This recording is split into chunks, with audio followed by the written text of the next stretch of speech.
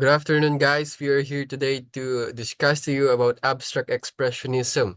So, abstract expressionism is an art movement that emerged in the United States after World War II and became popular in the 1950s. So, the proponents of abstract expressionism first is Mark Rothko. He is a leader in the color field painting.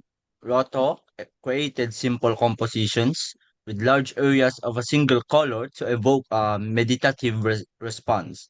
An example of his artwork is the number 6 violet, green, and red. This painting is like a doorway into another world. Imagine three big rectangles of colors violet, green, and red floating on a canvas.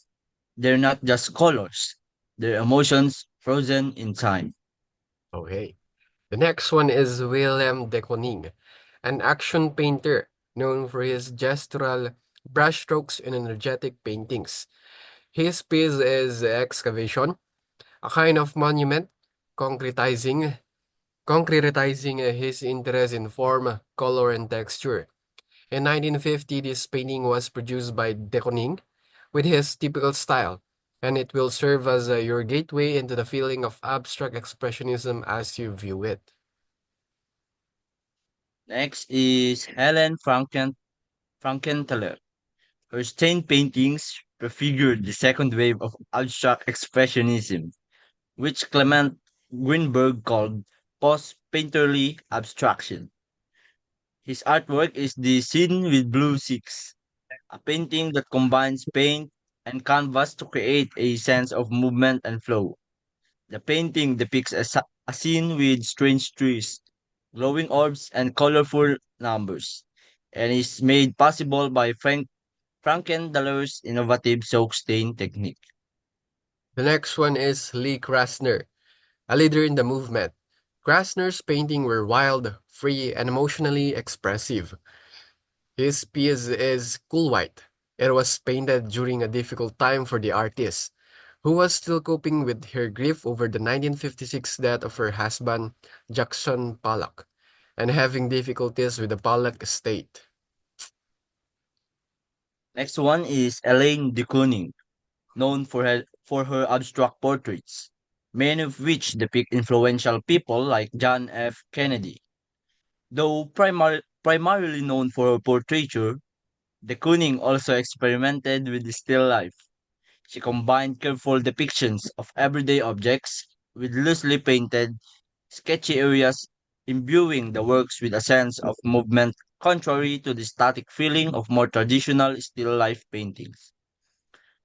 The example of Alain de Kooning's artwork is Bacchus number 3, depicts the commotion of the Roman god Bacchus and his attendants. The painting is part of a series of work inspired by a 19th century sculpture of Bacchus that de Kooning saw in the Luxembourg Gardens in Paris. The next one is Joanne Mitchell. Mitchell infused her landscape paintings with abstract forms to create meanings that resonated with her perception of the world. This piece is called Sunflowers, a reflection of her relationship with the flowers and her use of color and line to express her emotions. Next is Ad Reinhardt, influenced by Barnett Newman and other minimalist artists. Reinhardt worked with monochrome squares and oblong shapes. His most famous works are the black paintings he created in 1960s. Example of his artwork is the newsprint collage. Next are the notable artists. The first one of the notable artists is Paul Jackson Pollock. Paul Jackson Pollock is an American painter, a major figure in the abstract expressionist movement.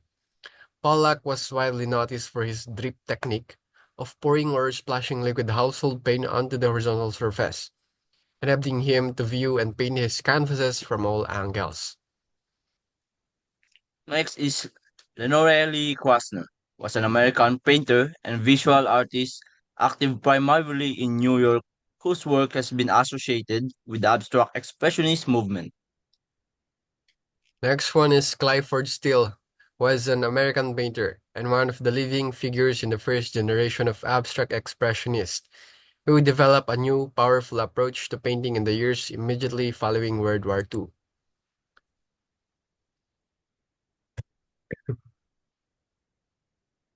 Next one is Robert Motherwell, the youngest and possibly most educated first generation abstract expressionist. Robert Motherwell often acted as the intellectual voice of the group.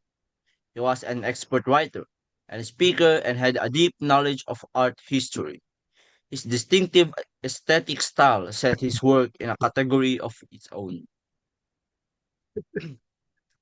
Arshil Gorky was one of the most passionate and influential voices surrounding abstract expressionism.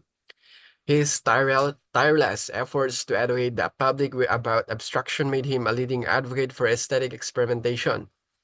By the time he died in 1948, he had developed one of the most energetic, vibrant, and idiosyncratic voices in American painting.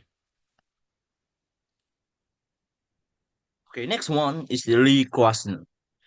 Over the course of her long and distinguished career, Lee Krasner was consistently a voice for the avant-garde. Her personal style evolved multiple times, as she always prized individuality over movements of trends. Her approach to painting helped define abstract expressionism. She was a student of Hans Hofmann and a regular at the art club run by Willem de Kooning, and for a time was in turbulent marriage to Jackson Pollock.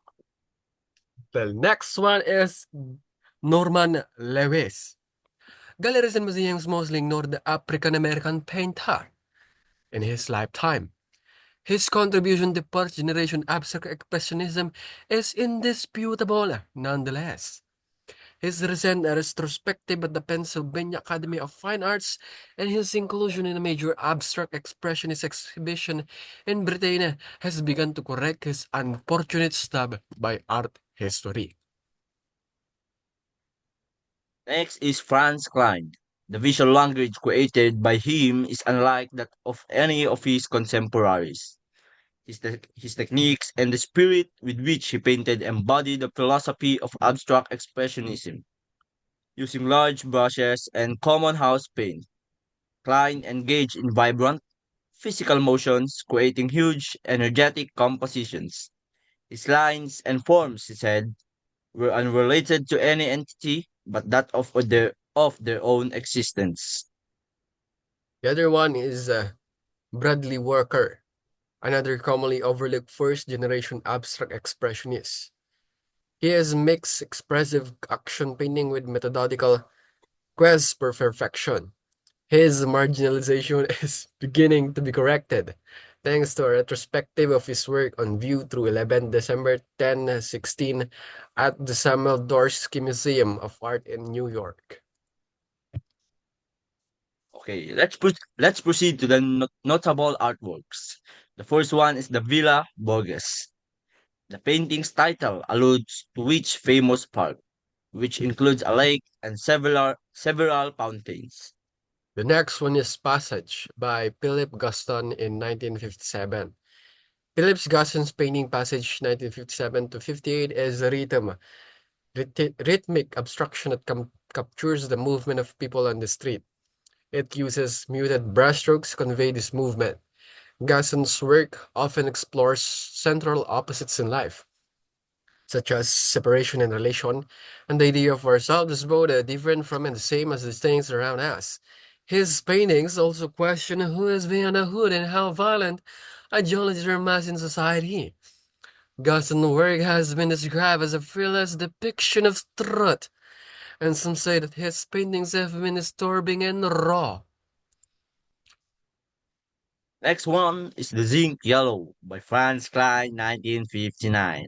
Oh yeah. These black and yellow brushstrokes appear spontaneous, Yeah, ba? suggesting zinc yellow is a vigorous expression of Franz Klein's inner world. In fact, the painting is the result of careful and deliberate planning, as indicated by Klein's small oil study. The effect is intensely exciting yet contemplative, primal yet refined, alluring tensions that would make Klein and the other abstract expressionists in this room the darlings of the mid-century art world. The next one is Ocean Granes by Jackson Pollock in 1953. Ocean Granes is Bibele's striking piece of art, and it is bold and evokes many emotions in the so contemplate its beauty. The gray swirls splattered with reds and yellows, applied with thick brush strokes, adorned with the painting with eyes that are hidden amongst them and peeking out at you. The abstract world is beautifully evoked by the green ocean, which is juxtaposed with the reality of seeing what is in front of you.